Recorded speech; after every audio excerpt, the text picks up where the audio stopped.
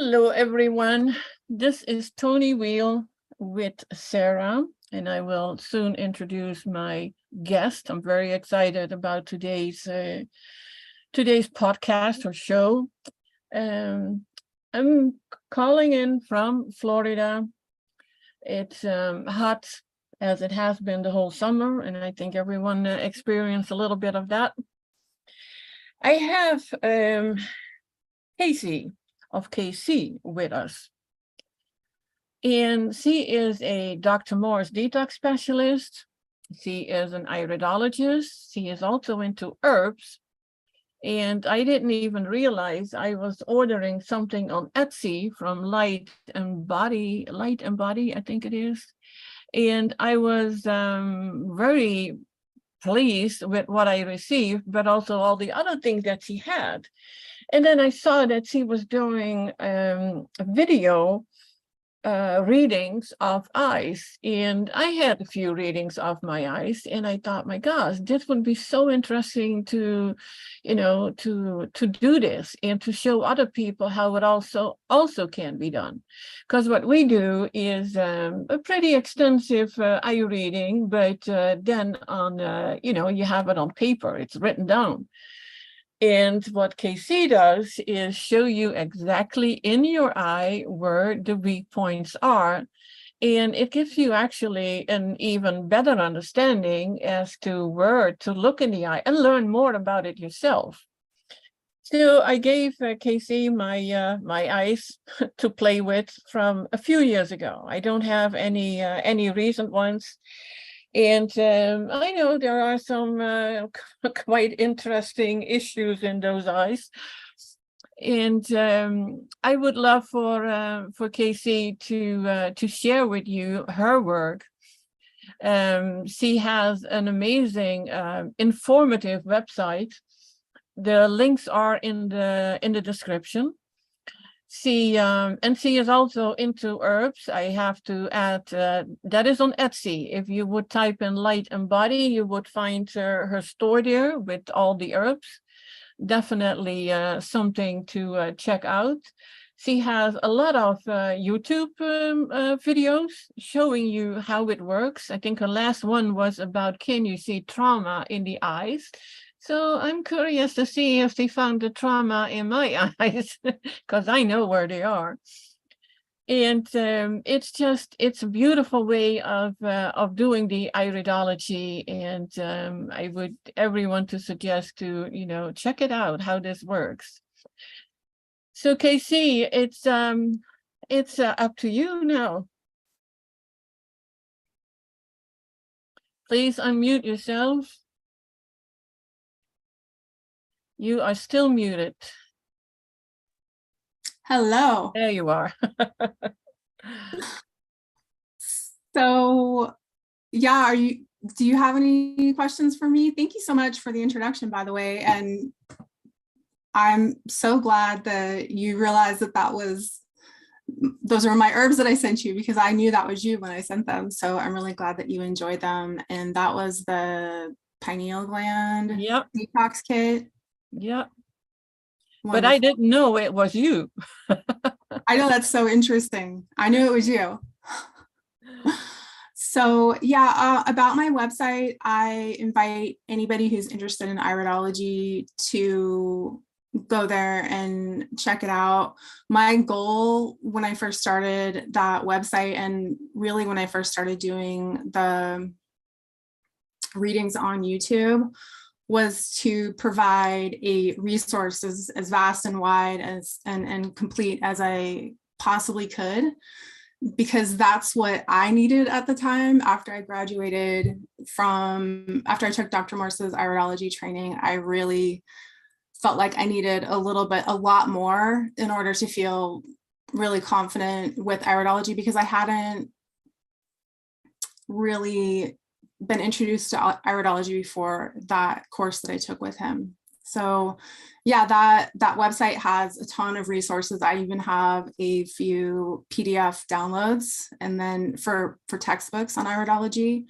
And then I also have some charts available there that I put in high resolution that you can download.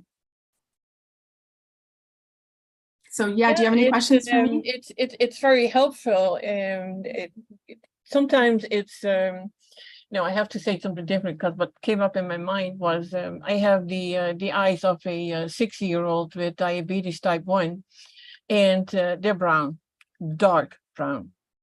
And there is just nothing, and they are kind of blurry, so they're definitely not high resolution images. Mhm. So sometimes we just cannot read the eyes. It's Yeah, it's really difficult with getting, I'd say I have to turn away way more clients than I can actually take, just due to the fact that I'm not able to get clear enough photos from them. I think there is a little bit of a science and an art, and sometimes people just get lucky. I had one guy do his photos using a mirror all by himself, and so he took a picture of his eye in the mirror. And I know also that the new iPhones have macro lenses on them, so I don't have a new iPhone, but I think that eventually we're going to get there with people being able to do their own photos much more clearly. yeah, sometimes we get pretty good results from the ICOS app. Yeah. And other times I had a gentleman who was complaining about it. He said that is software, does not work. And it's like, well, it does work for some people. And I do believe it has to do with what phone you have. I agree. And I've seen good pictures come out of that, and I've seen not so great pictures. So I think when you're doing your photos, try both. And then you could be the judge. You can look at them just like we can. And if you can see stuff within the photos, then that means that we can see stuff in the photos as well. But brown eyes can be challenging. Yeah, especially very dark eyes. Yeah, I've done a lot of true brown eyes, and I don't usually have a problem just because of the markings that are there. You don't see the striations in the fibers. So you will see some bowel stuff a lot of times. And then what is there in terms of lacuna are pretty obvious. Usually they stand out in a brown eye because it has such a velvety fiber structure. Yeah, absolutely, including nerve rings. They're easy to see through. Yeah. And cholesterol, and you can see the lymph stagnation. Yes. But sometimes it's going into the smaller details. It's and it is all one color, then it's not that easy. But yeah, blue eyes, green eyes, hazel eyes, they are quite easy to read. Yeah. Mm-hmm. And my eyes used to be bright blue. And when I was in my teens, I noticed they were getting kind of grayish. Interesting. That was already and my mother had green eyes too, and the rest of the kids all had blue eyes. Yeah, I mean, your eyes look really blue to me. The first photos that were taken at Dr. Morse's clinic, she gave them to me, and I was like, "Are you sure these are my eyes?" Interesting. And I didn't even recognize it because it looks so different when you look in the mirror and what you see. Now we know more, but back then, this was even before I did I took the classes and everything. So I didn't know anything about iridology. Well, I can't say I didn't know anything because it's 50 years ago now that I had my first iridology picture taken. And that was German iridology. I had some health issues and I did not like doctors, hospitals, etc. So I looked for the alternative way. Mm-hmm. And so an iridologist was one of them. And in the readings, it was said then, "Oh, you have bad kidneys." That's all that I got out of it. Nothing else. I have bad kidneys. And I don't think your kidneys are too bad. Well, they're still not filtering. So, but it was, when you have a client and you see certain things and you don't give them the resolution on what is next and what to do. Yeah. then why are you an iridologist? And there are still iridologists right now who tell you what they see. And I found the results of a reading, the Dr. Morse way, let's say it that way, a lymphatic reading, much more clearer than some other iridology readings that I had, where I don't even recognize the words. I have no clue what they're talking about. Yeah. I mean, there's a few differences between German iridology and I think of it as the Bernard Jensen iridology, but the iridology that developed in the West here, especially in this country, in the United States, and then the European and German iridology. It's interesting because they were developing sort of in a parallel timeline, but at the time they were developing, we were in wars. So we didn't have communication with the German iridologists until somewhat fairly recently. But we all came up with really similar charts. A lot of similar discoveries were made alongside each other without the knowledge that we were sharing. I had one lady in my training who had actually been to a Bernard Jensen workshop, way back in the day. I don't know, probably 30 years ago or something like that. And she said she didn't even do iridology after that because she didn't know exactly how to help people. And then once she found Dr. Morse, so this is the beauty of working with Dr. Morse protocol and iridology, she got re-inspired and she came back and took levels 1 and 2 with Dr. Morse because she felt like she had the tools to help her clients actually make an improvement in their life. It's really, really hard. I agree. And iridology as a diagnostic tool, that's really all iridology is. So everything you learn alongside it, and including the plants, botanicals, and different kinds of natural therapies are what you bring to the table to help that person heal. So, but the thing with German iridology, one of the main differences between German iridology and Western iridology is that they really see your eyes as just like, okay, that's it. There's your eyes.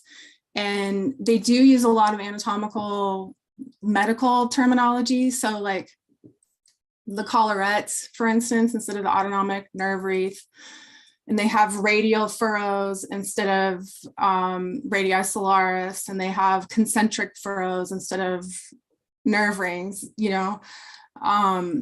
so there's that makes it a little bit, I mean, we can accommodate to the language, but it's just, I think the main thing is that they don't see that the eyes can change, which Jensen, Dr. Morse, Farida Sharon, and so many people in our community, in our little healing community, have seen their eyes changed. So they're just not doing the therapies that are necessary in order to see the eyes change. Yeah, but since it is a diagnostic tool and giving you an idea about what's going on in the body, I think it is so important to advise further. Just diagnose something and that's not, well, bye, now you're on your own. I know. Figure it out. And I do see a lot of people who are so interested in learning iridology, and they want to take the course, but not interested in, what protocol can we do. It's like with Dr. Morse's 2 other courses. It was called level 1 and level 2. I think he changed the name on the new courses now.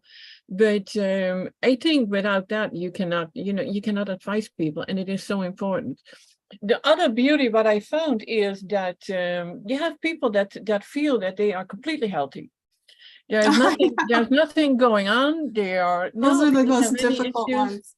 And then we ask the simple questions like, how many bowel movements do you have? Do you have headaches? Do you have this? The simple accepted, aches and pains that you may have. They're all an indication of something that's not right. And then you come out to a long list of issues But I was the same way. I mean, until I turned 50, and I had my share of things. No, I'm healthy. I'm fine. I don't need a doctor. I didn't go to doctors. Mm-hmm. And yeah, and then I had a heart attack. Oh, wow. Okay, so I know nothing about Toni's health prior to this moment. And your heart is the first thing on my list, actually. So, I mean, obviously, you're an iridologist. You can see the heart in the eyes. That is an amazing story. And yeah, I absolutely agree. I've actually seen on the fans Facebook group and also in the sharing group, people will post their eyes and they'll be like, they'll think that they're great, and then people will just give it to them. I see this, I see the bells, I see this, I see that, I see acidity, I see lymphatic congestion, and sometimes they're just a little bit offended because, like you said, they think that they're just fine, and a lot of people, I think it's sometimes people just want to just do iridology, just get a reading and see what someone says that might be positive about their bodies and even their personality, because iridology can translate some of the markings and signs into different personality traits and stuff. So I have not gotten into that one, so I'll leave that to you to explain that part in my eyes. Yeah. Jensen didn't do that so much. I know Dr. Morse does not do that. Dr. Morse in my training even didn't really want to go into the brain zones even. And he said, iridology is already sort of like, it needs to gain credibility and not lose credibility. So he sort of, steered away from any kind of personality assessments. But the brain zones are a little bit different than that. And he did teach them in our class. He just had Marcy teach the brain zones. So I don't know if, when you went to the training. 2019, the live training. 2019. Yeah, 4 years ago. Was it his last one or his second to the last one? Last one. Okay. I went to the one right before that, or the year before that. So we just missed each other. But I've learned, I practice body work and massage. I own a massage school, and I've done a lot of Reiki. I've taught a lot of Reiki. And so I have a background in what areas of the body and so the anatomy and the physiology and how that can relate to the chakras, first of all. So the energy centers, and you could go on and on about that. You can correlate all the different energy centers. So for instance, when you see the thyroid and you see the vocal cords are right there, you're right at the throat chakra. So you can talk about all of the different aspects, both positive and negative, that would go along. And then, so with iridology, you can also see if something is acute or subacute, chronic. So that also gives you more information. So you could say that, if someone's thyroid is shut down, then oftentimes their throat chakra is as well. So I have my own sort of way of looking at it, and I don't bring that into every reading all the time. I might do a little bit here and there. And because I do think it's the most important thing. It depends on why the person is coming for the reading. But I mean, healing begins, I believe it really begins not only in the physical, but also in the etheric body. So I think that it can be important.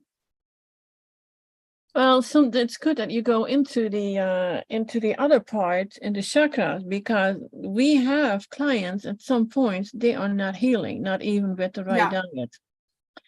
And I have been looking in cell salts. I've been looking into the Bach remedies. Yeah, Dr. Morse even suggested that. Patty Lager suggested that.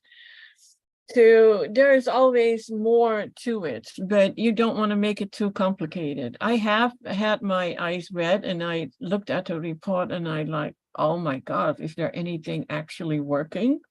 That's how I feel too. I mean, my eyes, I will probably never put them on the screen because it's so interesting how some of us who get into iridology, it's like when I had my massage school and we had an esthetician program. So people were learning how to do facials, and most of the women all women, they themselves were interested in skincare because they had problems with their skin. So I think that, the way that you find Dr. Morse is usually because you're looking for solutions for your health. And then that just tells you right there that you're probably going to be seeing a lot in your own eyes.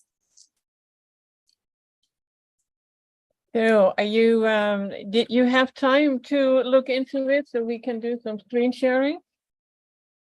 Yeah, so definitely. Shall I share my screen? Yeah, I gave you permission to do the screen sharing, so let me see if that worked. Let's see what we have here. So where do we want to start? I think I want to start with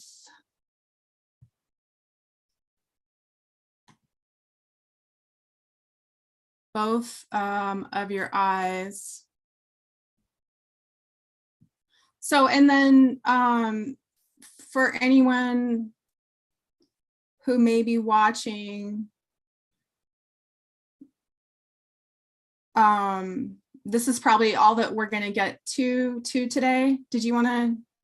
Yes, I should mention that I got a few eyes sent to me in email, like I asked in the announcement of today's podcast, and not knowing that Caycee was a perfectionist, and if she does something, she wants to do it absolutely right. And for the ones who sent me their eyes, we are going to do a follow-up podcast show and then go into your eyes. So it is, we're probably not going to get into that today, because it is easy enough to give a few pointers, but that's not helping you. So Caycee's suggestion was we are going to do a follow-up and then go into those eyes. So that's a promise. That's a promise. And I think you got three submissions, and we can definitely do 3 in an hour. I think we could maybe do one more if you get another one. I mean, so far I got 3, so we'll see. Okay. And then also, if you could have those people either, I did just glance at the photos, and I work with what I work with. I've seen Dr. Morse read very blurry photos and just see what he can see. So I can definitely do that with those photos. But now that we know we have a little time, if you guys who did submit photos want to play around also with the cell phone, and the flashlight, and the method that the video that Dr. Morse has on his channel, I have it on my channel. You just have to, I don't know if you have it on your channel. Yes, I have it on my channel too. Yeah, a lot of us do. So just, look somewhere, and even if you have to search it in YouTube, and I think that's super, super helpful, just in case you can get better photos. Yeah, and see, these photos are made at Dr. Morse's clinic. Yeah. So they have a very good macro lens, and this is the detail that we want to see. This is the detail that we want to see. Yeah. All right, so let's just see here. I'm gonna move my computer so I'm not looking at the camera. I know that's a little bit awkward, but, and then is my sound still okay? Yeah, you sound a little further away, but we can still understand you. Is that better? Yes. Okay. All right, so I'm going to rotate my screen. So for anyone who's wondering, all I'm doing is writing on the screen. And when I do a reading, I do a screen recording. Sounds pretty simple. So is your pupil in that left eye? It may just be the photo here. Yes, It looks say a that little, again. it looks larger than the one in the. Yeah, I noticed that. Now there were, I think 3 photos. One we redid, and I don't see which one that was. Yeah, I see now. I did. You know what? I haven't even seen that before. That the pupil was bigger. Yeah, just a little bit, and it could Yeah. definitely be the photos. Yeah. Okay, so I just want to have both of your eyes and just see what we see, and if anybody is following along. That is how I like to do in terms of reading the eyes. That's what I like to do. I like to just sort of see the overall signs and have both of the eyes together, and then we'll go on to each eye individually. So the first thing I noticed about your eyes is that most everything is acute. So you have a lot of acute inflammation and you have a lot of acute lymphatic congestion. And so we can see, well, you know all this, Toni. So I'm just going to pretend that you don't know. I know nothing. All right. So we have these lymphatic tophi, which tophi, I always think of them as clouds, but tophi actually means stone. And more often, or also called, I should say, a lymphatic rosary. And when it's called a rosary, that is when it's doing pretty much what it's doing in your eye, meaning it goes all the way around in a circle. So we have the lymphatic system really showing up in your eyes.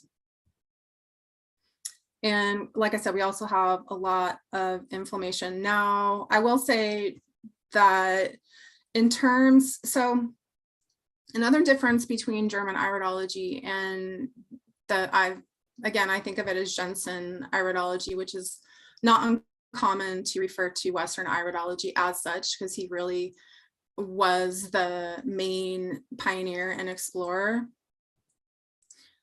German iridology has these iris types. I don't know if you've ever heard of those. And even some people on the Facebook page, you can tell have been trained in iridology that has a background at least in German iridology, because they'll talk about the lymphatic blue iris. So I don't necessarily follow the types, but I do like to understand where they're coming from. And Dr. Jensen also noted that blue eyes tend to lean towards more lymphatic disturbance. And so in German iridology, there's 3 types: the lymphatic blue, and then I think it's hematogenic, meaning blood and liver brown, and then the biliary or mixed iris. And then they have all these subcategories of those types as well, but not really enough categories. So they like to put the eyes into classification systems. And then that helps people to sort of understand more how they can work with their healing.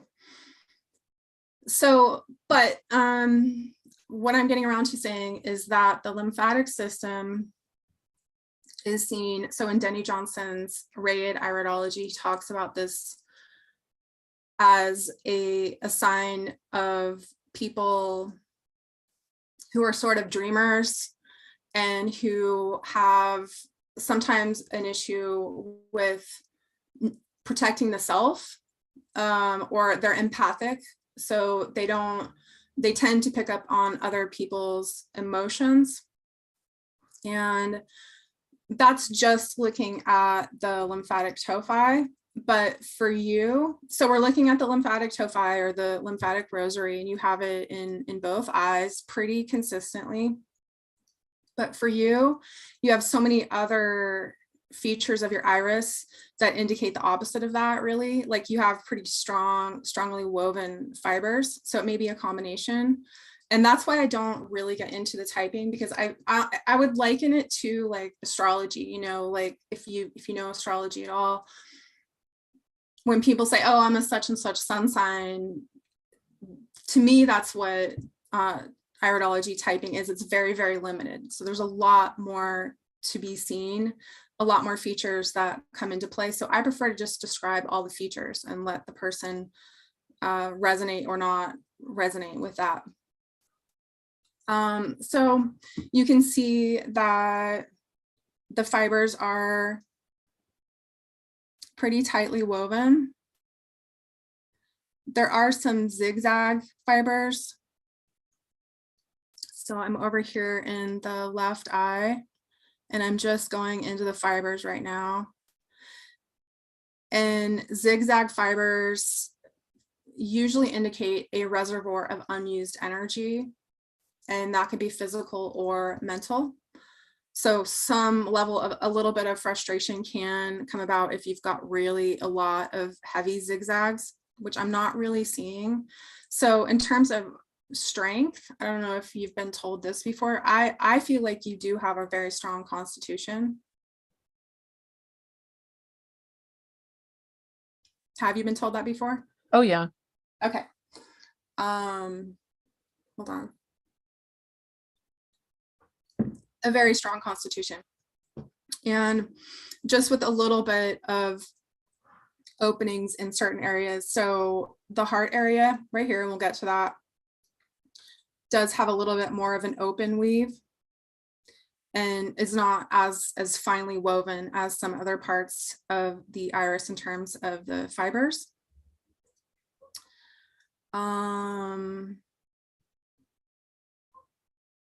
A little bit of a skin ring. And I'm not necessarily seeing an anemia ring, but there's so much blue in your eyes that there could possibly be a little bit of an anemia ring. But more so I'm seeing a skin ring. And then I have both of the eyes up with the full photos so that we can see the blood vessels, which we don't really talk about in iridology. This is more sclerology, which I don't go into at all. All I do with sclerology is what Dr. Morse teaches, which is talk about how it indicates inflammation, and also that it generally will point to certain areas. So this one right here is pointing very closely to the heart, at least the general vicinity of the heart and lungs. And then it also here kind of does that.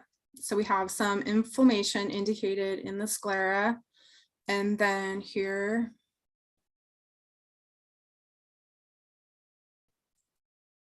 and so we're going to be looking at, I believe this was the breast.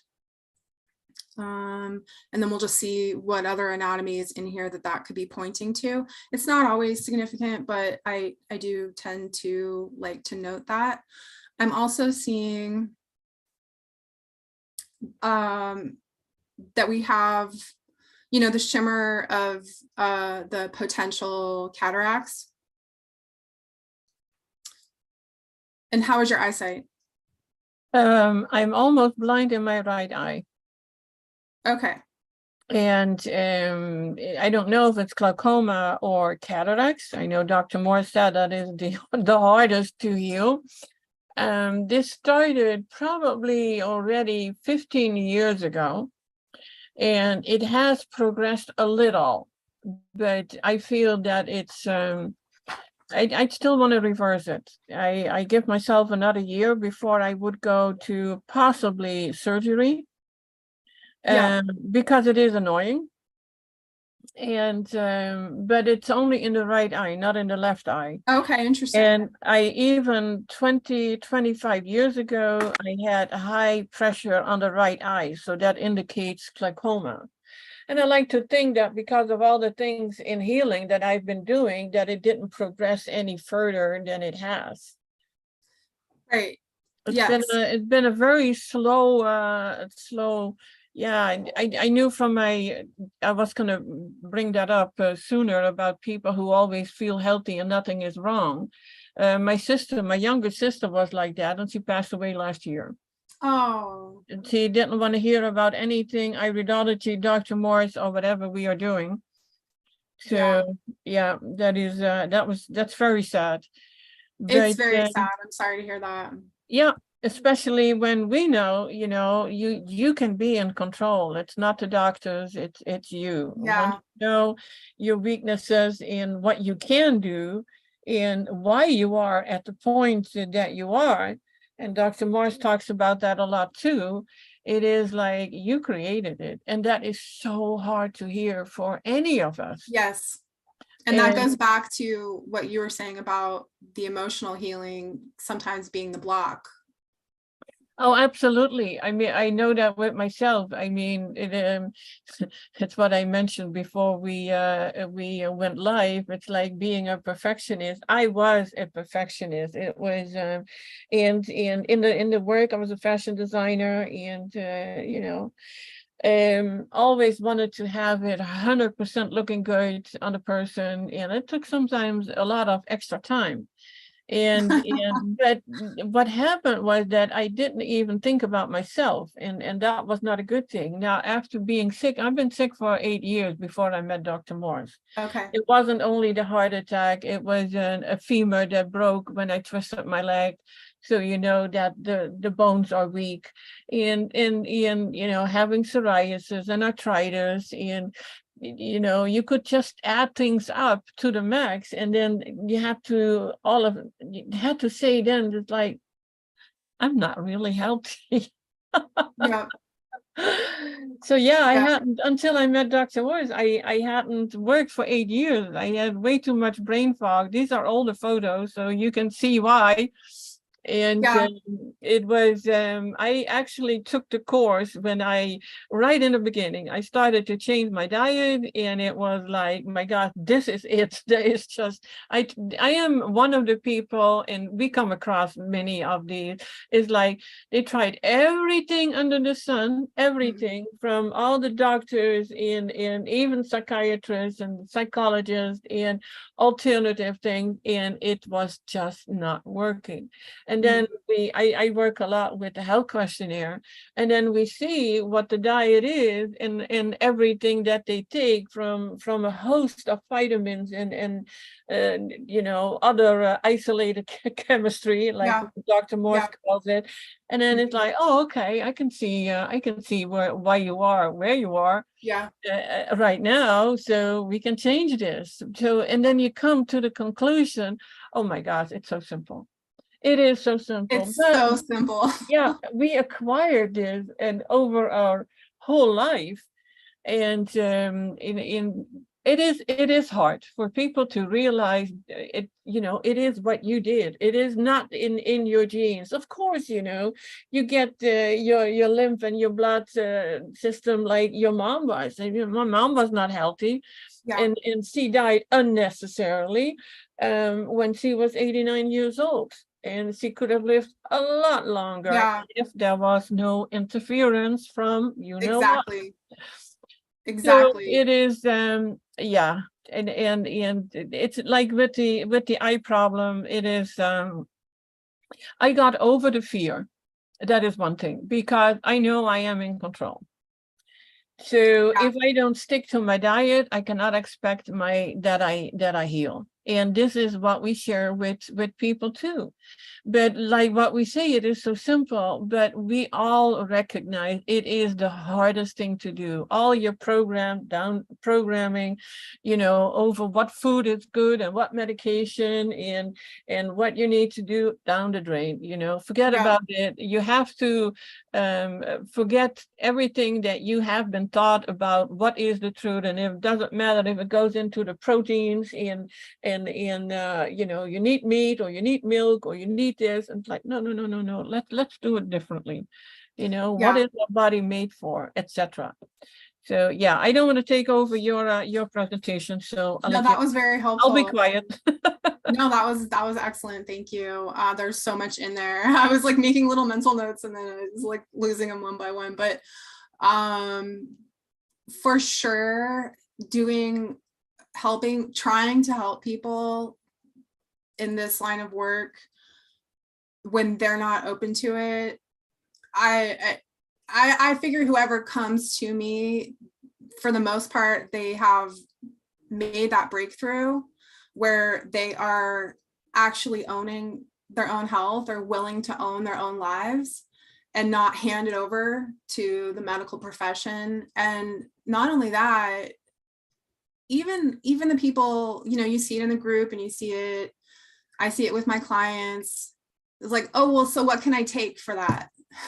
Yeah, like treatments, always. I have this, I have that. So what's the answer? And I think, I was reading somewhere, actually, it's just obvious, like as Americans, we are very prone to that kind of thinking, that we can have a quick fix. We've just all been raised that way.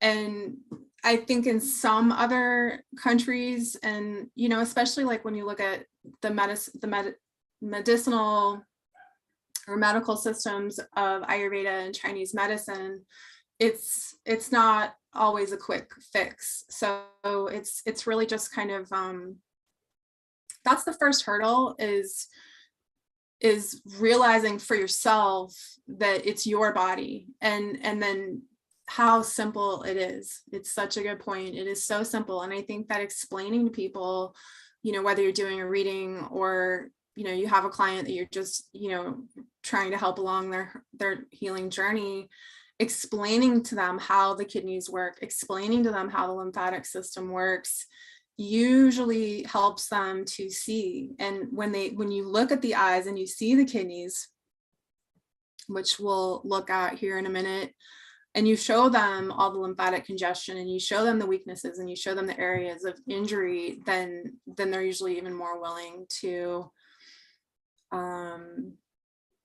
take that responsibility on. So that's fascinating with the eyes. And yeah, so I just made some notes on this because Farida Sharon, I just read and refreshed myself when I saw this, because I was thinking cataracts, and then I wanted to make sure that it wasn't a sign of glaucoma. And she says or maybe it was, I can't remember if it was Jensen or Sharon, but she got a lot of her stuff from Dr. Jensen. The green, when you see a green haze over the pupil, then that's more indicating glaucoma. And a grayish, whitish haze is more indicating cataracts. And Dr. Morse talks about cataracts as high cholesterol. And I don't know, I'm seeing a little bit up in the upper eyelids, and over here in the right eye down below, I see a little bit of a glisten, and maybe up in this area here. But so I don't know if you have high cholesterol. Oh, I don't know. I don't go to doctors. Good. So you know what? It has not been tested ever in my life. Well, yeah, that's wonderful. It has a little of a what is it, like a purplish hue around the eye, and that can indicate on high cholesterol. And I think with the lymph stagnation, it is to be expected. Yeah. Yeah, and it's also, it would make sense if you did, and I'm glad you haven't had it checked. I mean, what are you going to do? Take medication? So the way to lower cholesterol, and so we're thinking in terms of like what Dr. Morse says about the cataracts, is to reduce inflammation in the body, which is what you're doing on your path, on your journey, with the way that you're eating and so forth, your lifestyle. So because cholesterol is, most of the cholesterol in our body, like 85%, it varies from person to person, is produced from inflammation. So it's the body's way of cooling itself down, and only something like 15% or something like that is taken in through food, through the diet. But so it's interesting though, because people say, well, yeah, if you eat fatty things and if you eat, you know, a lot of protein and fat, your cholesterol is going to go through the roof. And that's true, but it's because your body is responding to the acidity of those products that you're putting in it, and it's just more inflammation that it has to fight. So, okay, so we have the pupil covered, and I'm just trying to see if there's anything else that's common to both eyes that I want to mention. Yeah, the stomach halo. So the stomach halo, you can see, can you see my cursor? And I see your, no, I don't see anything yet. The cursor moving? No. Okay, but you can see the drawing. Yes, oh, there it is. Got it. Okay, yeah. Yeah. I'm on the left side of the screen, so the right eye. So the stomach halo is actually one of my favorite iris features, because it's an area that is defined purely by shading. And I believe Dr. Morse calls it a stomach ring. So you do have a stomach halo. You might call it a halo. And what that indicates, and you can see it also in the right eye, or the left eye, sorry. The shading, it's perfect. It's exactly like a halo. Yeah. And it always is when you see it, it's always perfect. So when you see a stomach halo, it is indicating that depending on the color of the stomach halo, it's either going to be acute or subacute or chronic. So you have too much hydrochloric acid or inflammation or a hyper acid condition in the stomach if it's white, and then it will, as it progresses in color, it will turn like more of a gray, and that is getting into the low or chronic stomach, and so a lack of hydrochloric acid. So whenever you see a stomach halo, you want to just check for the color that it is. And to me, yours is like fairly acute. It's pretty white, but it is starting to darken into the gray. And Farida Sharon says that there's a couple of different ideas on the stomach halo. She says that it's normal to see a white stomach halo and blue eyes, and it's normal to see a brown stomach halo and brown eyes. But I don't necessarily agree with that, and I've read what a lot of other iridologists have to say about that, and that is that for a truly like perfect silk iris, you don't have any variations in color. You just have the same blue color throughout. So it is a variation in color, and it usually does indicate a hyperacid or a hypoacid condition. And I think we're going to get into the individual eyes now. Do you have any questions or anything to share while we're looking at both? No, what I noticed is that I barely have any brown around the pupil, and that is what you see a lot usually when you get eyes in front of you. that the Yeah. area where you talk about the halo and you follow the GI tract part, that it's always brown, even in blue eyes. Like a heterochromia, like a like all let's see, like brown all around in here. Yes, yes. Yeah. Yes, and that would be the progression of challenge or disharmony. I hate to say dis-ease. I try to say dis-ease within the stomach. And you can see, and we know with Dr. Morse's take on iridology and lymphatic iridology, everything starts in the gut. So in most blue eyes, you're right, you do see some brown in the gut area, and that is not a great indication of health in the gut. So that's good that you don't have brown.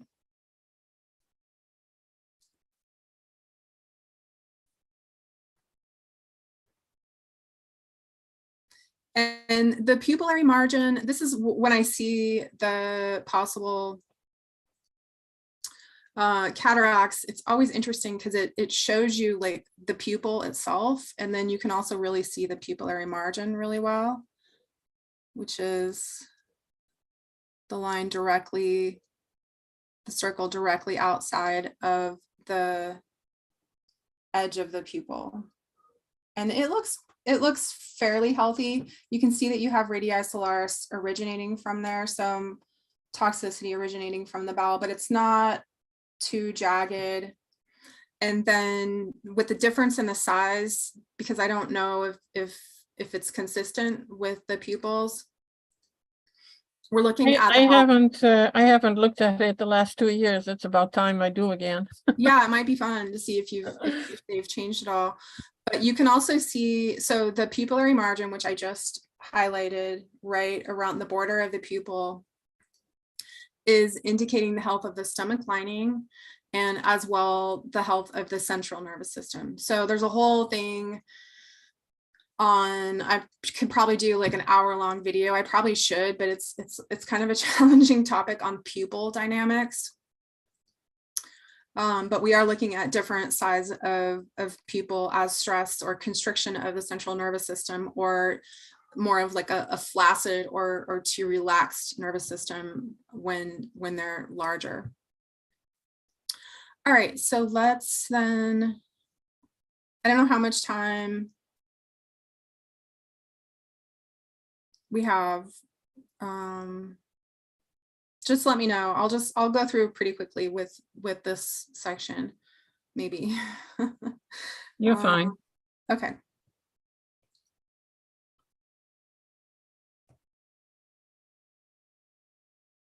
All right, so first off, we covered the pupil, we covered the stomach halo, the bowel wall, which I always like to trace out.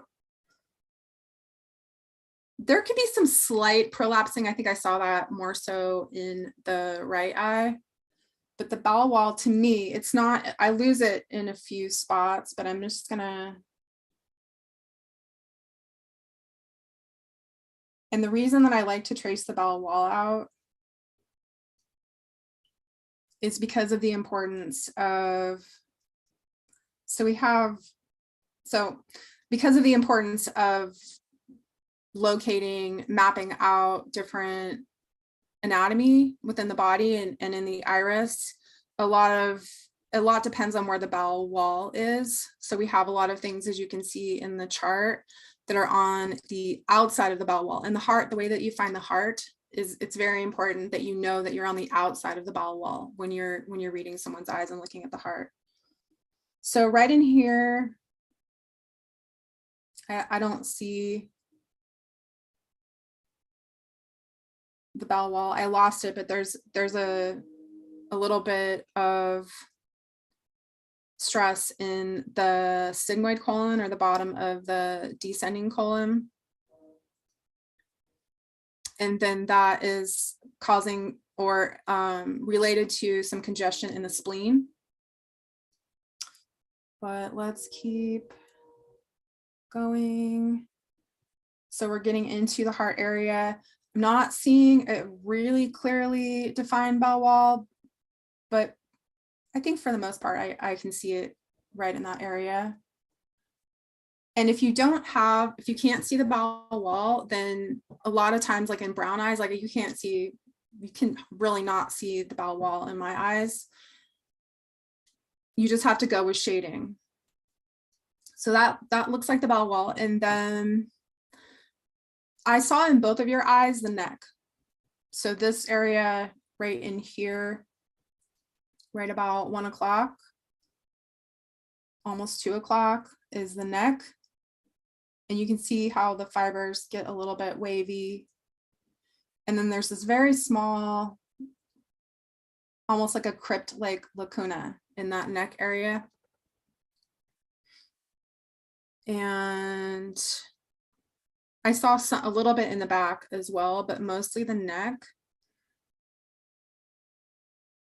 And then a little bit of discoloration in the shoulder area. And then here we have the heart. It's incredible that you had a heart attack. I'm so glad you healed, but I actually had 2. okay. And the second time I did not go to the hospital. I did it my own way. Nice. And healing took a week instead of a year. Yeah, I feel like once you go to the hospital, I mean, we've seen that in the last few years, like, especially when go to the doctor, when crazy stuff is going on. But we are not recommending anyone to not go to the doctor or call emergency if you have a heart attack. Please. Please. We are not recommending doing what I did. This is an unusual and brave woman. Like, I don't know what I would do, but I think in that first instance of fear, because they can save your life if your heart has stopped and it needs to be restarted. There are procedures that they have there. So, yes, disclaimer. And do you have heart weakness in your family? Is it hereditary? No. Interesting. And I didn't have any blocked arteries either. Okay. Well, it's something that I see often in a strong constitution. If there's not a lot of other lacuna and markings, if it's a really strongly woven fiber constitution, I do see the heart comes up a lot. The heart comes up a lot, and people, and that you could tie that into the whole, emotional aspects. And strong constitution people tend to go and go and go and go and go and not really give themselves the time they need to. They almost recognize resting as a weakness.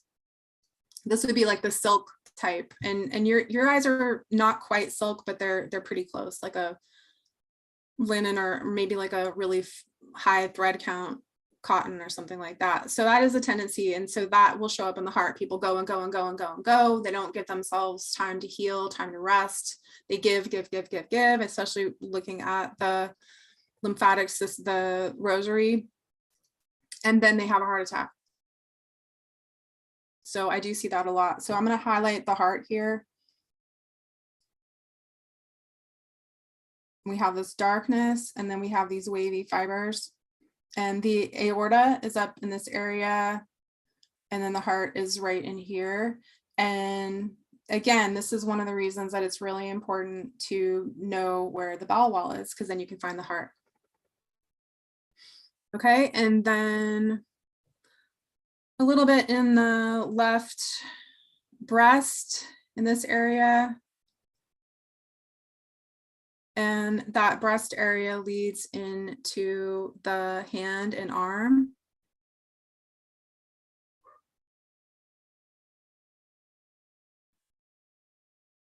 And, I know we were talking about, just iridology and readings, and literally I could probably stop in every single spot and say something. I feel like this open weave here in the spleen is of interest. So slight weakness in the spleen. But I just sort of see what I see and whatever comes through first and just feels most important, and also relates to the anatomy of the body. So, you know, yes, you have the neck and there's probably tension in the neck, or there has been, but we're looking more importantly at the health of the kidneys and the lymphatic system. As you know, that's just more relevant. Yeah, thyroid, parathyroid, pancreas, that kind of stuff. Yeah. And speaking of thyroid, you have like this interesting, the thyroid is right in here. It looks like some heavy lymphatic congestion and inflammation over the thyroid. And then the tonsils are above that. So again, throat chakra, like we were speaking about. And so that is being able to express your truth and your creativity. And then maybe a little bit in the thyroid in here. I had a large nodule on the thyroid, a cyst, a multi-nodule cyst on the thyroid on the right side. And that affects actually, and still does, my my voice. Oh, wow. Okay. That's really fascinating, because yeah, like I said, it's congestion in the thyroid. It's covered. You can see it's covered with lymphatic congestion. And it's so white, it's inflammation. And then, but the darker part is up in the tonsil, larynx, pharynx, so the whole throat. The whole throat Yeah, chakra. tonsils were taken out as a kid. Really? Oh yeah. Boy, you have lots of good stuff. Let me let's take a look at the tonsils again. So you don't have a lacuna or anything like that. In that video I just did, I talked a little bit about this. You don't have the signs really. You just have it's darker in that area of the tonsil. So you can see that there is some fiber weakness. But that makes sense because say you had a lot of other lacunas in your eyes, then there would probably be one in the tonsil area, but you don't. So it's consistent with the rest of the signs that we're seeing. Okay, so tonsil, ectomy, thyroid cyst, yes, yes, yes. And then below the thyroid, this whole area right in here is, as you know, the again, more of the vocal cords. That was one of the first things that I noticed in this eye, because it's like this, the shading, you can see the shading of white makes a perfect circle. So it's like lymphatic congestion surrounding that whole vocal cord, esophagus area. And that actually does go into the scapula. At that time, when the thyroid, it was in centimeters, like a big egg, 3 by 5 centimeters.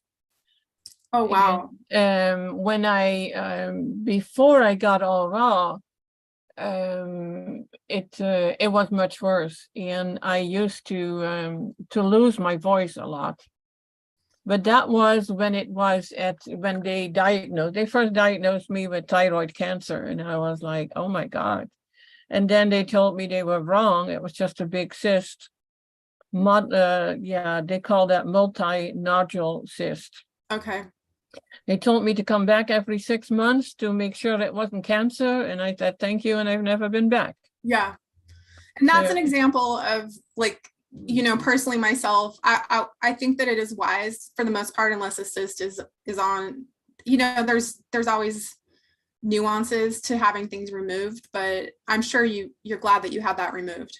Well, it was not removed because it was not removable. It was too close to the vocal cords. So that was actually, to me, that was a good thing. It's like, so it's still there? Oh yeah. No, the cyst disappeared with diet. It disappeared. Yeah, it went away. Oh, now, I thought you had it taken out. Okay, wow. No, I don't have that anymore. This was diagnosed in 1995. Okay. And I lived with it until, well, probably 15 years ago. And I found that when I'm under stress, I can feel some activity in that area. You could say Okay. that. Yeah. But I'm not under stress anymore, so I'm good. Okay. And it was very visible. You could really see it. Now you can't see or feel it anymore. So I just say, okay, it's gone. Do I have proof, that they did another scan? No, I'm not going to let them do that to my body. Mm-hmm. So I just go with how I feel. And but yes, my voice was definitely affected by that. Okay. Okay. So we're seeing that in the iris for sure. And so the throat chakra, thyroid, the whole throat area, tonsils. And so that makes sense with having the tonsils taken out. I always had ear infections twice a year from 6 months old until 12 years old when I stopped drinking milk. But when I was 5 years old, I was completely deaf, 100% deaf. And they said that was because I still had my tonsils.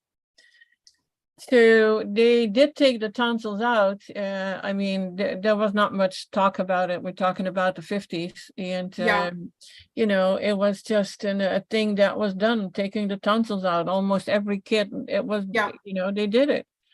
My daughter still has her tonsils. My granddaughter does. So it's not that they have what I had.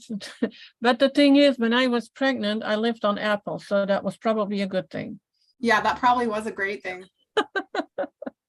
Because she definitely does not have the health problems that I do. Wonderful. Or did.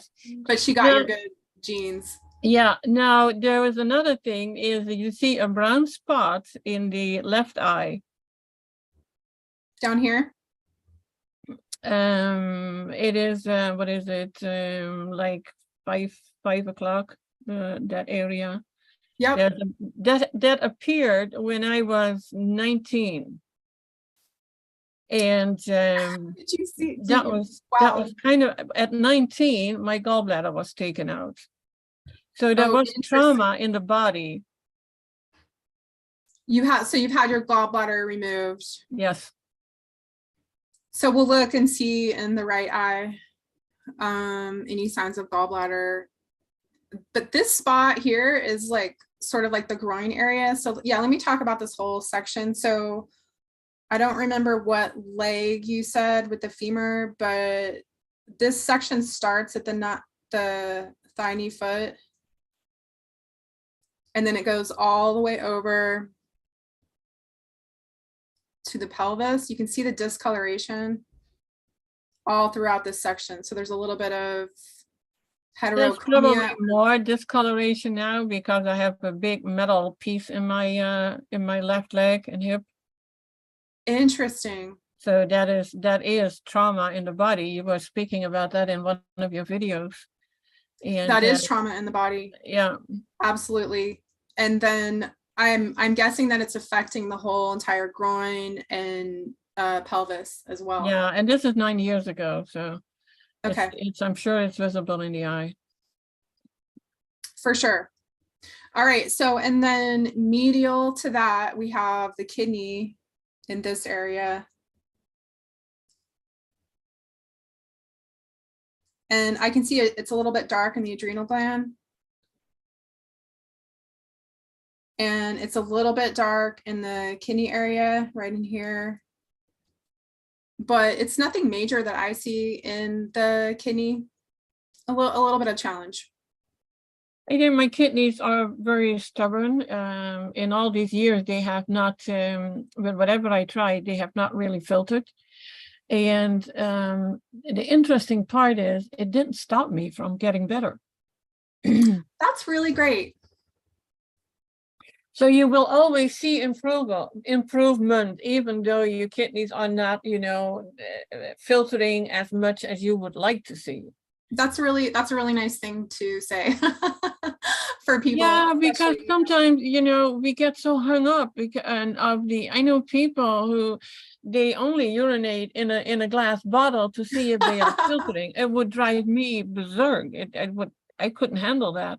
I've gone through little phases of that, like when I'm detoxing, I'm like, is it happening yet? You know, and then especially if you Yeah, have but like, when you know that you are doing what you are supposed to yeah, do, then it is only moving forward.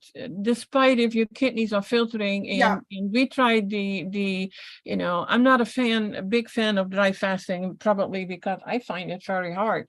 The only time I could dry fast was after I had food poisoning, and best thing to do is stop everything. So I did. yeah, I didn't last longer than 24 hours. Then I went to water, and I did a water fast, and then back to fruit juices and then fruit. But I did a parsley juice and see if that would help. But it is like, okay, I've done all that. I hate the parsley juice. It is what it is, and I move yeah, forward with yeah. what I'm doing without worrying, because I keep saying this. If you worry about everything that is happening, it's, oh my God, this is not working, that is not working, you're not healing. You stop your own You're right. healing. Yeah, you're not. If you have faith, is I'm doing the right thing, I'm moving forward, my body is healing, I think you will see more magic happening. I agree completely. And you're just staying in a positive frequency and you're attracting positive things into your life, including healing. And so when you look for things that are wrong, that's what you're going to find. Yeah. So, and I love that with the kidneys. I feel the same way. You know, I have not personally ever had like what we see in the photos. Sometimes it's just like thick sediment, dark.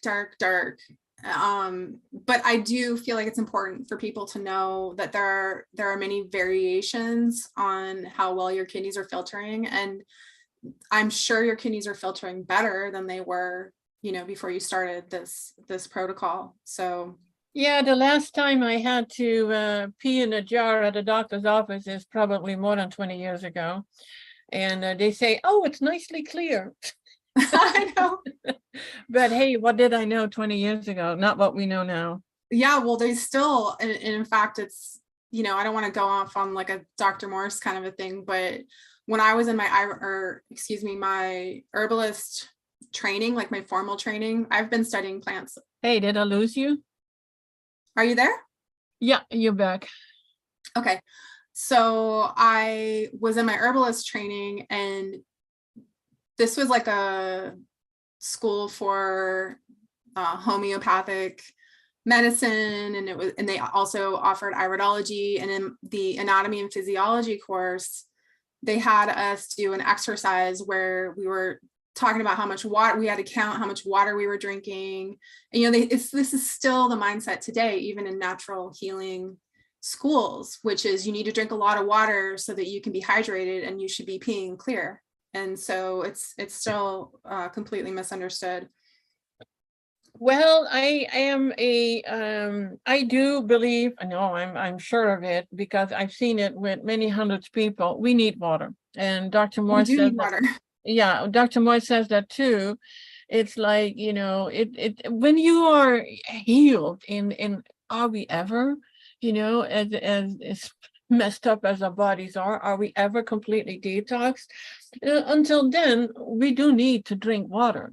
We do need to drink water, but just not like as much as they say. I don't think, and I think that, well, it depends on how much fruit you're eating, because yeah, I agree that too. I know from what is it called, a natural hygiene.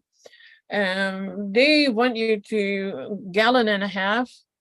I'm happy yeah, when I can get in a liter, yeah, water. yeah.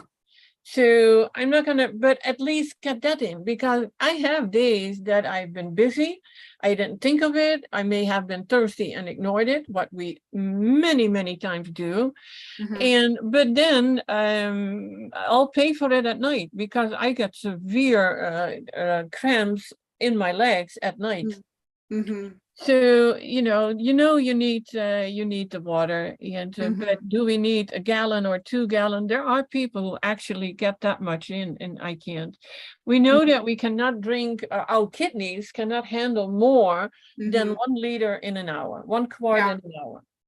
So, Yeah, you know, we know about the story of a young woman who recently passed away because she drank too much in too short of a time. That happens.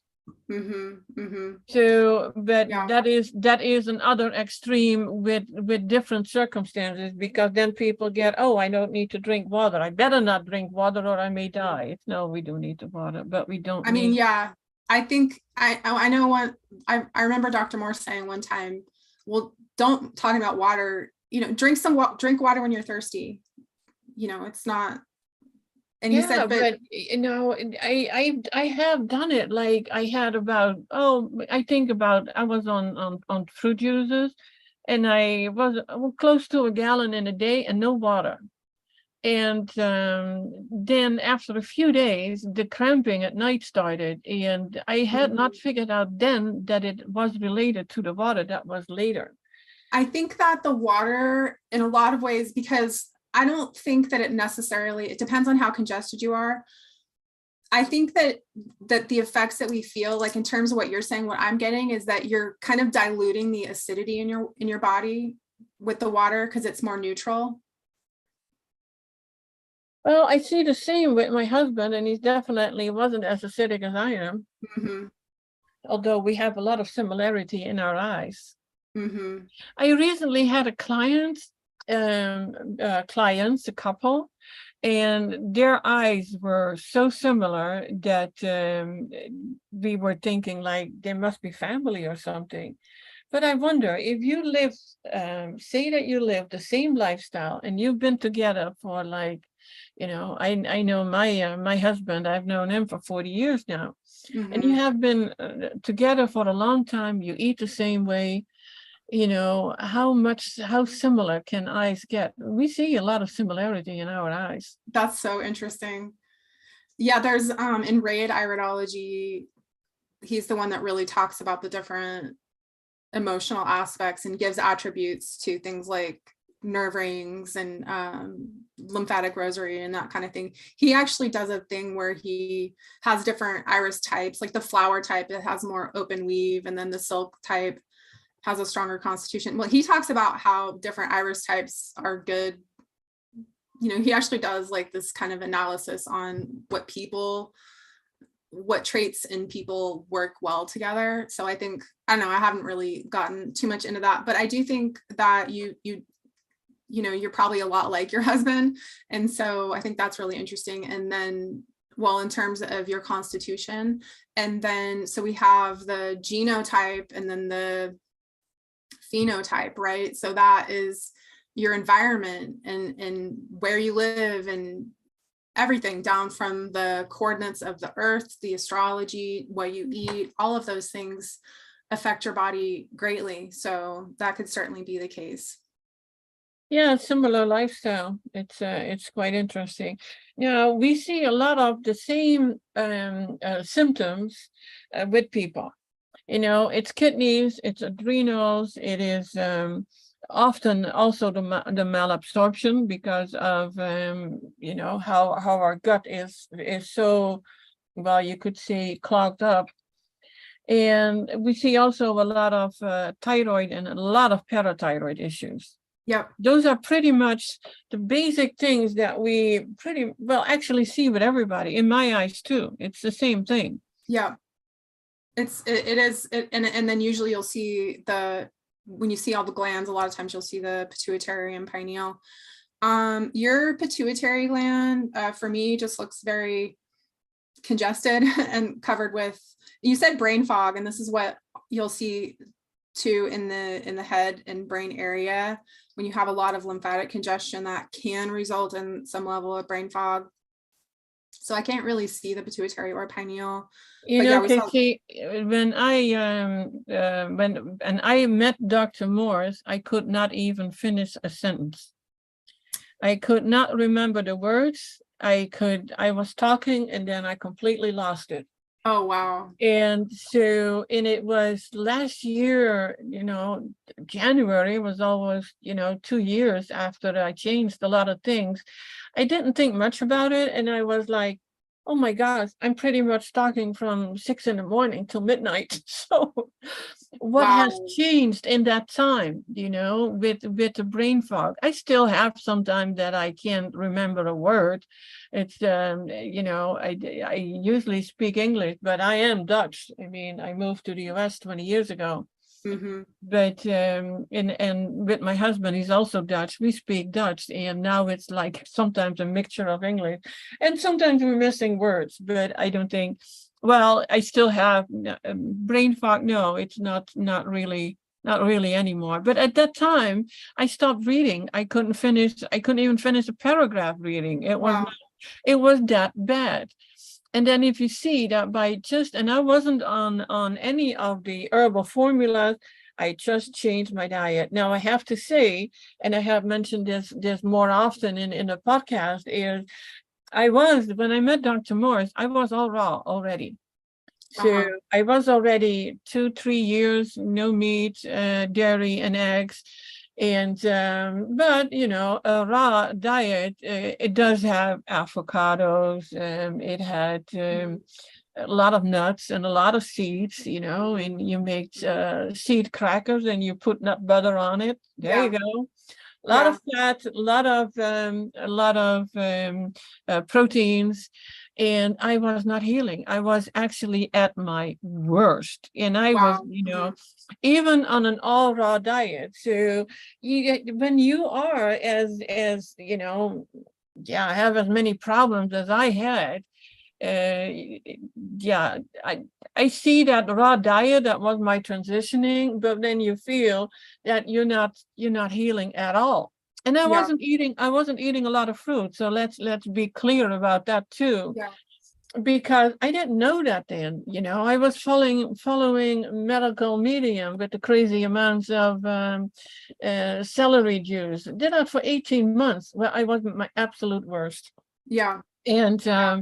when I met Dr. Morse, the first thing that I heard was leave out the nuts and leave out the seeds and see how you're doing. And Yeah. that made leave out the fats and the proteins, and that made all the difference. Yeah. So when I started on the fruits, and when I started to study, follow the courses, and I did that, and actually in a pretty short time, the whole study, and those iridology classes, because that was going to be the last live one, and I just had to be there. Yeah. Yeah. I'm glad you made So it. it is the progress that you can make, and my kidneys were not filtering, but it was just leaving certain foods out that keep you at a level that you are not healing. Yeah, I agree. I agree. And I think that your story is not uncommon. I think most of us go through that phase of like the gourmet raw foodie, Yeah, it's been called gourmet raw food now. I heard that a few weeks ago. I didn't Yeah. even know that there was a word word for Yeah. it. Like I went through that phase of like, making raw vegan nut burgers and dehydrator for the whole day, and it just took so much time, and I was almost spending more time in the kitchen being a raw foodist than I was when I was Yeah, no, you just grab some food. Caycee, I wanna ask you before, because we've already been talking for an hour okay. and a half. I want to ask you, can you show people the thyroid, parathyroid, pancreas? Yes, so we saw the thyroid. Do you want me to show it on the chart? We see it in your Yes, eye yes. here Oh, on the yeah, left, yeah. and then on the right we have the thyroid in this area, and then the parathyroid goes sort of along the bowel wall, and it takes up more space than the thyroid. Because we have what we see in the eye, we see so much, well, kind of, well, yeah, little lacunas, little dark areas. Yeah, And and then go ahead. no, yeah, go ahead, and now I'll get to your. Okay, wait. Any more questions about the left eye, and then I'll do the right eye super quickly. We'll look at the pancreas there. Yes, go ahead. Okay, so but now that you told me that you have had the skin disturbances, that makes sense, because we are seeing a skin ring. Okay, and then in this eye, we have this pigmentation, and the pigmentation looks to be on the surface of the iris, so like on the surface of the stroma, just beneath the cornea. This is in the bladder and sort of is touching into the female reproductive area. So we can see that here. Okay, I have something interesting about that. Okay, please. At 29 years old, I had an ectopic pregnancy. Oh, okay. And it was about 3 months, and of course, internal bleeding, a lot of trauma. Okay. That's really fascinating, because the female reproductive system was one of the first things, aside from the heart, that I noticed. So half of it is gone. Interesting. And then, yeah, I'm also seeing in this area, this little small diamond lacuna is the breast area. So this is all lungs. I think, and Dr. Morse has said this, I completely agree. I haven't ever seen anybody's lungs be clean and clear, regardless of whether they've smoked or their ancestors have smoked. Well, now we come into a point where I learned, because when I first had my eyes read and they told me about the issues I had, like, oh, you have lung issues. And I was like, no, I don't. I can do the deep breathing. I'm not out of breath. I don't have any lung issues. Yeah. And then I realized that we can see in the eye weaknesses, and you don't have any symptoms yet. Absolutely. And that's the beauty, one of the beauties of using that is so important. That is so important to know. It's a diagnostic tool, and it's preventative, and I think that's one of the reasons. But I work a lot with the health questionnaire, it's all symptoms. Yeah. But then you realize, there are things going on in our body and we don't have the symptoms yet. Exactly. Is the key. So when you do the iridology reading, then you know what your weaknesses are, and because there we go again with people say, oh, but I'm healthy, I have no issues. Right. So and why are you here? Yeah, that too. So definitely the lungs, and that could just be some inherited tendency towards weakness or challenge in the lungs. Definitely more in the neck area, so neck and the right and left sides, also the shoulder. And then I'm going to go over to the chart and show people. Well, it's really interesting because the pancreas is in the chart right outside, and sort of you can see it's almost partly in the bowel wall, which makes sense. It's part of the digestive system, but its zone is the first zone outside of the autonomic nerve wreath, so outside of the bowel wall. So that's the pancreas. And I'm not seeing a whole lot going on, really. I mean, it is a little bit dark in this area, all of this. So that would be pancreas and then into gallbladder. So that would be, this would be gallbladder, liver in here. That's how I'm seeing it. And then gallbladder there. So I'm not seeing any surgical signs. Did you say you had it removed? Yes. I'm seeing more congestion and inflammation over that. And then probably a weakness in the fibers in that whole area would be showing that. Well, they say when they take, and they still do it. I mean, they did it more than 50 years ago, and still doing it.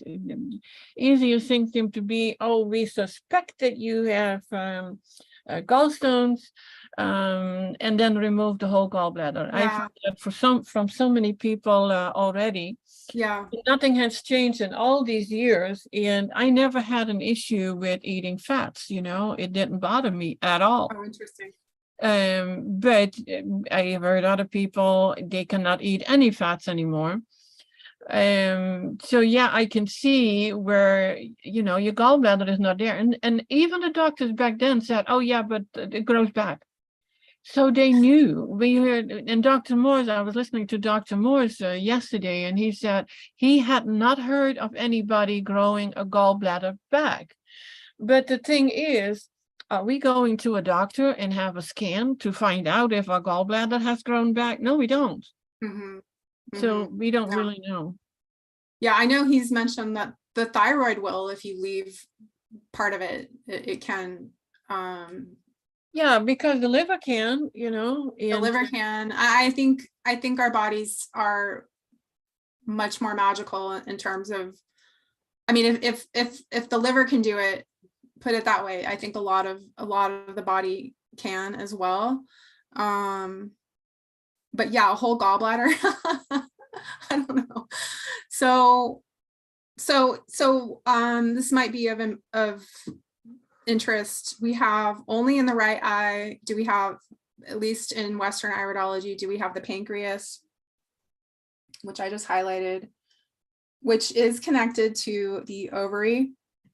It's right above the ovary. So there is a connection between those two. And then the gallbladder and the liver only seen in the right eye. yeah, but I see that in the groups too. People are diagnosed with a non-alcoholic fatty liver. Yeah. Many people. And I had that diagnosis also last time I went to a doctor 20 years ago. Yeah, because we're eating too much fat, and because most people have insufficient gallbladder and pancreas. All right, and then what else did I know we're running out of time, but I wanted to show you the thyroid area in this eye. It's again just covered in lymphatic tophi and congestion. So that's that. And then maybe a little bit in the parathyroid, but I'm seeing more just the thyroid being really affected by lymphatic congestion and inflammation, or maybe it's past inflammation. And let's look, of course, at the kidney, and then I think we can, if you have any more questions, great. And then if not, we'll wrap it up. So the kidney, I always draw a line down the 6 o'clock, and then it's going to be medial or towards the nose, the midline. Medial means midline. And if you see this zone, I would say this kidney is showing up a little bit more than the left kidney. To me, you have a little bit of discoloration in here, and then a fairly open weave and some darkness in the kidney. And then of course the lymphatic congestion, and then the adrenal gland.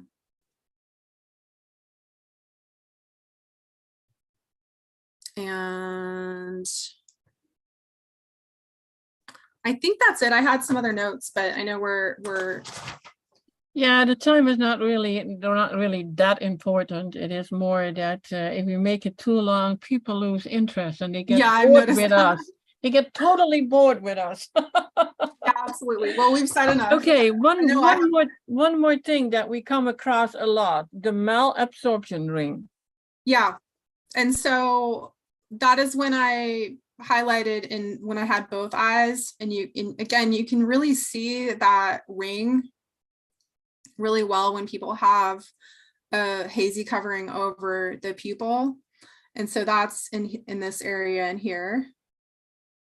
And it's a little bit jagged. It's a little bit dark. There could be some level. I'm guessing we all have some level of malabsorption.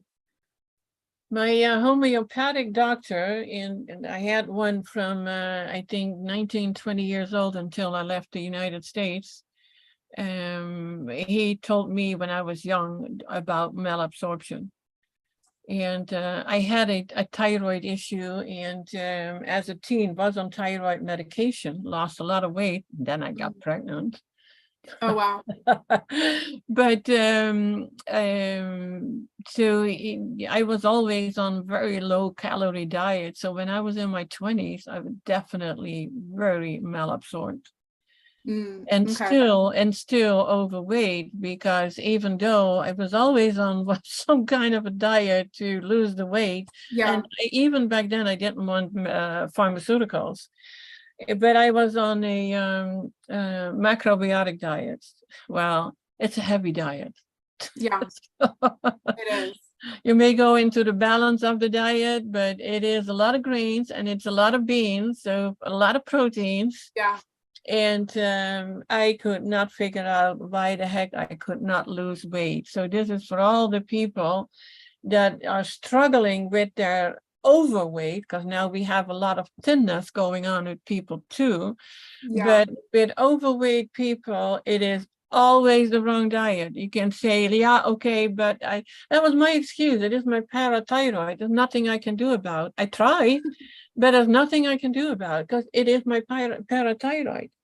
Yeah. And it was like, but I didn't know that, but it was like a cop out, an excuse, Yeah. and not realizing that you can actually heal your parathyroid because there is no doctor telling you that. Yeah.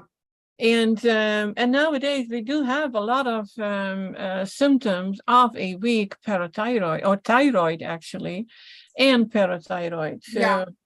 those are really the basics that we mentioned already before, that you pretty much see with a lot of people. Yeah. And it's all the same thing that I see. I have a husband who is considered skinny here in the United States. In Holland, they consider him having a normal body. Here he is considered skinny. In Holland, I am considered overweight, and here I'm considered normal. Interesting. Interesting. And we ate the same, and he can eat, but his body just works different. And it was like he doesn't have a thyroid weakness. I did. And probably as a young kid too. And when you see, we learned that from Dr. Morse, at 12 years old, I was 5'9". I was tall. I was really tall, and I had all these growing pains. And now we know, that then you have to look at the pituitary. Yeah. But nobody knew about that. Yeah. Yeah. And I had these rosy cheeks, and they called me. We have a Dutch, we have Ingrid, if she's still there, and she knows what I mean. I was called Hollands Glory, which means a typical Dutch, very healthy, glorious looking girl. I was overweight. I had these red cheeks. And I'm a redhead with freckles. And so in people's eyes, I was perfect. And I hated it. I was so much taller than anyone else around me. But so you see all these things. Now we can relate it all back with what we learned from Dr. Morse, and relate back to what was going on in our early years. And exactly. I find that beautiful. So the more you learn, love it. Yeah. He kind of when you learn his system, or just it's not that it's not his system, it's just the truth that came through him.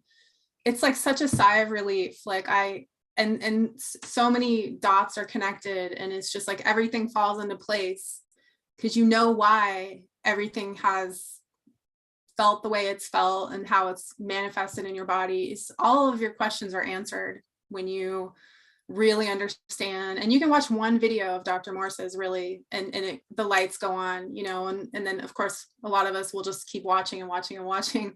But yeah, he really has done us all a great service. And I think it's just a matter of bringing that truth in to the planet in a way that it's more tangible for people. And because we're really going up against a mindset that's been, like we've said, entrenched.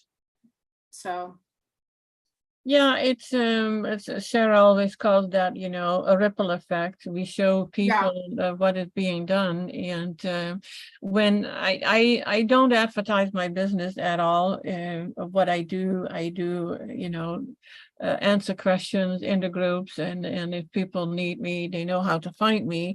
And I absolutely believe when a person is ready, they will show up in front of me. And if not, then it's not their time, like with my sister and with my mother. You Yeah. know, it was their journey, and I had to take a step back, as hard as it is, because this is something that everybody deals with too. It is family disagrees. We touch, well, barely on thinness in what is happening. And I spoke with Dr. Morse briefly, was it yesterday, day before yesterday? No, yesterday, on his live for the alumni, and talking about a 6-year-old with type 1 diabetes, not on insulin, and a few weeks on fruit, and see her readings, her A1C readings were not as high. They were, they gradually were getting lower and lower and lower, Yeah. until she exchanged a lunchbox with a classmate and ate all the wrong stuff, and it went up again. Yeah. It was even that one meal, it start all over again. But she was losing weight, and she had a bloated belly and bedwetting. So, there is more going on. It's part of a twin. Her twin sister is fine. Oh, interesting. And it's an identical twin. Oh, But interesting. we're going into that thinness. She was losing so much weight. She was 10 pounds lighter than her sister, which is a lot when you are a little 6-year-old girl. Yeah, a lot. And lo and behold, it kept on. It kept her on fruit and some soft leafy greens and some herbs, and she is gaining weight. And this is Wow. the type 1 diabetic, and the doctors want her on insulin, and everybody tells them it cannot heal. So I asked Dr. Morse, because that is the question of her dad. How long does it take? Well, we don't know. Everybody is different. People always want to hear the positive story that it can be done. But you are your own story, and your background is different. But Dr. Moore said it can take a year, it can take 2 years. It's something that we don't know, because we are so used to this magic pill that hey, we can be symptom free if we only take these pills for the rest of our lives. Right. Not realizing that you suppress the symptom, but you're not healing, so you're just getting worse. That's all you're doing, is suppressing the symptoms. I have acidity. examples. Yeah, I have examples with I have severe arthritis. I had deformation in joints way before I knew about Dr. Morse and started to change my diet. Reversing that is not the easiest thing to do. It's not going fast. Your body heals whatever. Right. You don't know in what order it's going to heal. Well, and if you look how bright white your eyes are, all of that is inflammation. Yeah, and I am aware of that. And these are pictures from a few years back. But what I was going to say is, I know a person who has arthritis, and taking all the pills for it, even those nasty chemo pills. Oh. Not realizing what they're doing until they cannot take them, and they need other pills, and then again other pills. They are my age, but they are in a home, because they are completely disabled, Wow. and that is with the pharmaceuticals. Nothing has healed in their body, and it's difficult for most people to comprehend that this healing journey can be so simple. It is simple. Well, no, the healing journey is, what we need to do is simple, but doing the healing journey is not. It is difficult, sticking to the all fruit, and then you have other symptoms showing up. Yeah. And I learned to embrace my detox symptoms. Yeah. I didn't have bad ones, because for me, when you have arthritis, you have pain. You have a very nasty pain. Yeah. So when I stick to my diet, I don't have pain. If I eat something that I shouldn't, then I do have pain. And that is the simplicity of it. And once you realize that, it's, you can easier making the changes. Exactly. So it is an absolutely, I see it as a wonderful journey. There's no way back. You can go back to, you can go back to what you were doing. No, it's like you step through a portal, and even if you want to turn around and go back through it. Sometimes I do. Sometimes I want that's a to. good way of explaining it. Absolutely. Yes. Mhm. Yes. Okay, Caycee, I want to thank you for all your insights. I want to tell people, you see the charts on the screen. Now, these charts, you can find them on the internet everywhere. You know, Yep. you look for, even if you look for Jensen iridology charts, Yep. you will find them. You find them in beautiful colors. Caycee has them actually on her website, has an overview of a lot of herbs on her website. And it's already clear this is how C works, with explaining, showing exactly where what is, so that you can see that yourself in your eyes. And I think that is very important. I absolutely like how you're doing it, Caycee. I haven't done it that way. What we do here is we write extensive iridology reports, Yeah. and you know, write out what it is and what you need to do. And I know that Caycee also writes herbal protocols. Uh-huh. And Mhm. on Etsy, when you go to Etsy, ETSY.com, then type in Light and Body, and you will find her website where you can sign up for her services, but also sign up for her beautiful herbal stuff. And I know you already knew what I ordered, who I was, and I think that you know now that I ordered the right stuff.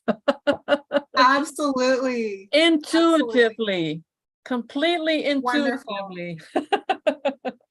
I love it. I So love yeah, I think people who are listening here, they know how to find me for whatever they need, and now you know how to find Caycee. Next week, is next week good for you too? Yeah, that should be fine. Okay, next week we're not going to talk about my eyes at all, or my symptoms or anything. We're gonna do at least 3 other people and go over that. And she already has the eyes, so she can take a look at it. I kind of put her on the spot yesterday, so with sending my eyes. Oh, I was happy you did that, because I was like, sort of, when are we gonna talk? I better brush up on the history and, like, you know, all that boring stuff about our, I mean, I don't think it's boring, but so no, I was happy to have something to do and to focus on for this. So I appreciate Yeah. that, actually. So it's so thank you, and I would say till the next week. Thanks everybody for being here. Much love to you all, and till the next time. All right, thank you.